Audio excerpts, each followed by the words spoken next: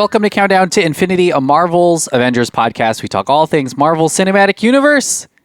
And we're finally back because there's a new show to talk about. This is the preview ep for the show Loki, which returns for another season, Season 2, coming out October 5th, which is just in a couple of days. The very first second season of any Marvel show. Yes. Kind of a big insane. Deal. Kind of a big deal. It's not to say there hasn't been a bunch of Marvel stuff because they released like 2 or 3. Yeah. But since at least WandaVision, there hasn't been a new season. This is the original Loki came out in June of 2021, starring Tom Hiddleston as Loki, the titular character from the movies that we know and love. Thor's, I would say, rambunctious brother.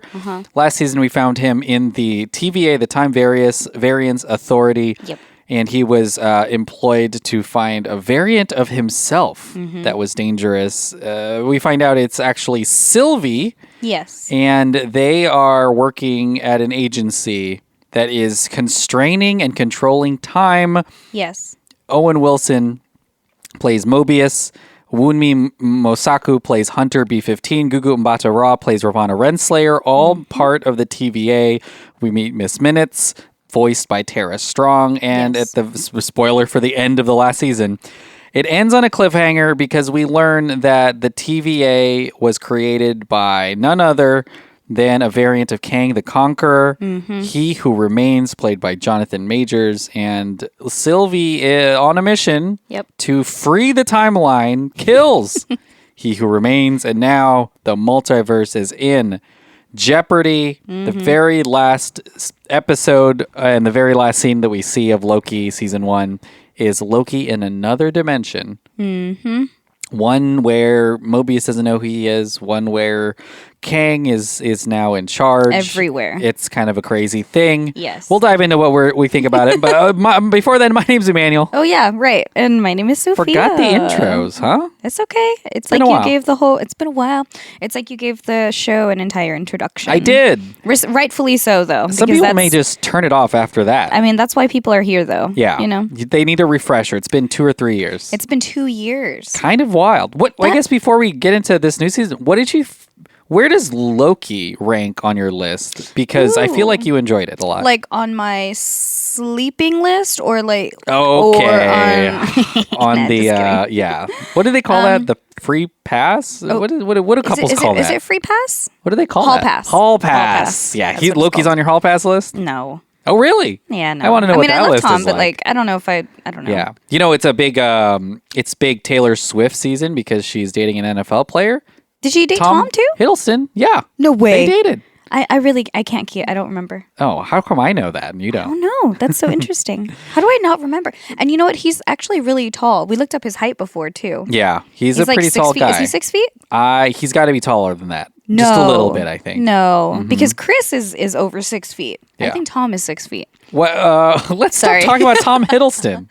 I wonder what. Well, you asked me where he was on my ranks. I mean, let's talk about the show. Where does Loki rank, and like, why did you enjoy the first one first season so much? I mean, it was hard not to enjoy it, just because like each episode had like a cliffhanger, I guess you can say, and like it was overall, it felt like an original thing from Marvel. Like, and also because Kang was just starting out, you know, they were planting the seeds everywhere. Miss Minutes blew up. Like it just, all of it just made so much sense. And because there was like that little bit of mystery behind it. Oh, like, we didn't know what was happening. No, and that was what caught me from the jump. Like it just felt like a whole new thing from Marvel, but with the characters that we know and love. Yeah. And then you plug Owen Wilson in the mix. Like, who doesn't love Owen? Yeah. Everyone, I think, thought of him as Mobius as one of the best. I think, best friend, right hand mans in the MCU. Sure. For sure, because he just has this like really likable way that he talks, that he walks, that he acts with everyone. He's like, funny too. He's really funny. So funny. He's a great comic relief. I mean, because Tom is pretty funny too, but or Loki, I guess the character is really funny because he's meant to be like mischievous, obviously. But yeah, like just their duo, it was just so good. And then Sylvie, come on, like she's just a badass from the jump. Like played by Sofia DiMartino. So and it was just it's just a great show. Yeah. It's a great show.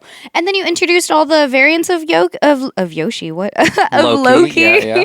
Like alligator Loki. Like classic Loki by Richard E. Grant was so there. Boastful fun. Loki, Kid Loki. Yeah, like it was just so fun. President Loki. Like it was just fucking cool. It was just a great show. There's a lot of, I think it scratches the sci-fi itch a lot. For sure. Not just because of the, the superhero stuff, but, time travel, kind of this bureaucracy that controls time and keeps variance in check and also gets to revisit moments, I guess, in the MCU. Yep. That seems really fun. This was the introduction to Kang, period, I think, right? This was the first time we saw Jonathan Majors as Kang. Twitter freaked out over it. As He Who Remains, and he's back not only because there are multiple variants, but because seemingly he's really important to this phase of the MCU, so we'll be seeing him over and over again. But in the trailer, we saw Victor Timely in the 1900s. I wonder how important that'll be, and that'll be kind of a different look at that character through the eyes of Loki, of course. And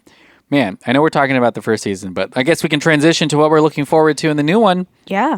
Where is Sylvie? Where is Loki in time? What's up with Mobius? What does he remember? And how does Loki try to fix this? Because everything that we've seen in the other MCU stuff, the bangle in Miss Marvel, the rings from Shang-Chi, the stuff going on in the Marvels movie where they're changing places, it all seems to stem from the multiverse kind of being split up and these Nexus moments changing. So is it going to be Loki's responsibility to try to solve this? Are we just going to learn more, or is it going to get worse? Like, it's going to be kind of a consequential show, I guess, for the future of the MCU because of that. For sure. Like, this is going to be like Butterfly Effect times a million. Ashton Kutcher. You know what I'm saying? In Butterfly Effect. Like, everything is going to affect everything because of how far back we see in the trailers. Like, that's going to lead up to moments in the MCU that we can definitely like be like, oh, that's why that happened,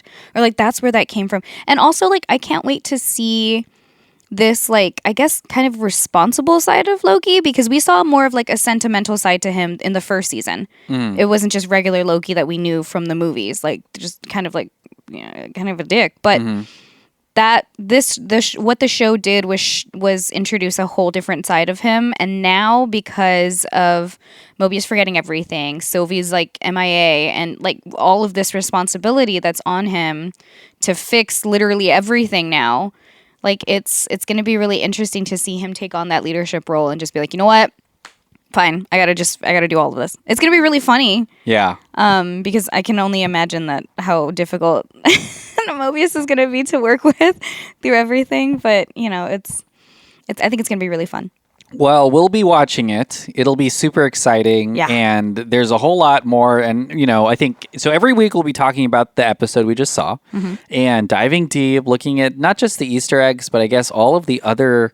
all the details, loose ends. Yeah. And I just wonder how big it's going to be, because it's a very expensive show. Okay. Marvel and Disney has spent over almost close to $200 million on just these 6 episodes, which is wild. But and we'll have to, look, we watched Secret Invasion. Okay. Some of the last Marvel stuff has just hit a little differently, and it's not bad, but it is like, it wasn't great. It's not Loki level, so I'm just saying it's this season 2 has a lot riding on it. And we will see how many people come back to the Marvel shows. Yeah. Because, not a lot of people watch Secret Invasion, if we're just being honest. And not a lot of people watch Miss Marvel. And it's kind of been a hit or miss type thing. Yeah. And so we'll see. Like, maybe Loki, it's kind of serialized in a way. Like, it all connects, but every week is a new adventure for sure. So that may be helpful. I think... And we'll have to see. I think because the show...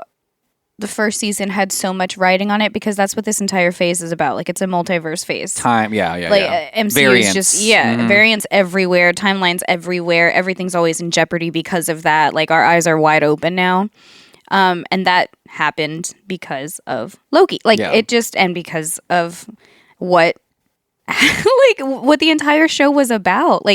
So I think this show, I think that's why Disney is dropping all this cash on it, because it's so important. It was a hit the first time, so yeah, it makes sense. It just makes sense. Yeah. So I think it's gonna be great. Any other last things you want to say about season 2 before we, I guess, in a couple days talk about it more? I'm excited to see Miss Minutes because she looks like she's pissed. I don't know what happened, but if she's working with Kang, bro, it's over. She's gone. Yeah.